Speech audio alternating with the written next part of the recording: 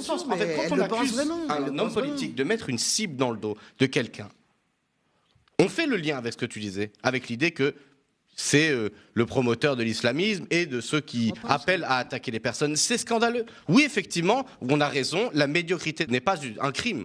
Donc Ruth Elkrief, elle est médiocre, elle ment, c'est une journaliste de comptoir, je veux dire, comme beaucoup d'éditorialistes qui étaient d'ailleurs présents à quelle époque, hein, vraiment, un espèce de journaliste de cours qui répète les éléments de langage. Enfin voilà, c'est très peu intéressant. Ça n'est pas un crime.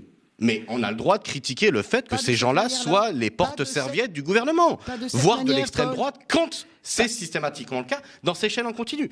Et, je veux dire, il n'y a pas un problème de victimisation de Jean-Luc Mélenchon. Jean-Luc Mélenchon est attaqué pour une raison. C'est qu'effectivement, s'il ne représente pas toute la gauche, il est le seul qui est dangereux à gauche. Le seul qui représente une alternative un peu crédible ou un peu forte, hein, un peu de masse, à la situation au pouvoir. Je veux dire, encore une fois, c'est le seul qui a fait un score intéressant dans les 2 dernières élections présidentielles. La gauche, à chaque fois, celle qui donne des leçons, les socialistes, les Verts, etc., étaient dans des scores ridicules. Ils continuent à donner des leçons à tout le monde alors qu'ils n'ont tiré aucun bilan de leur pratique terrible du gouvernement, hein, qui a désespéré toutes les classes populaires, qui font qu'ils n'existent pratiquement plus électoralement, sauf quand il y a 50% d'abstention. On va parler des européennes. Donc non, je veux dire, il n'y a pas de victimisation de Jean-Luc Mélenchon, juste il a le droit de s'exprimer et le bashing, c'était sur lui.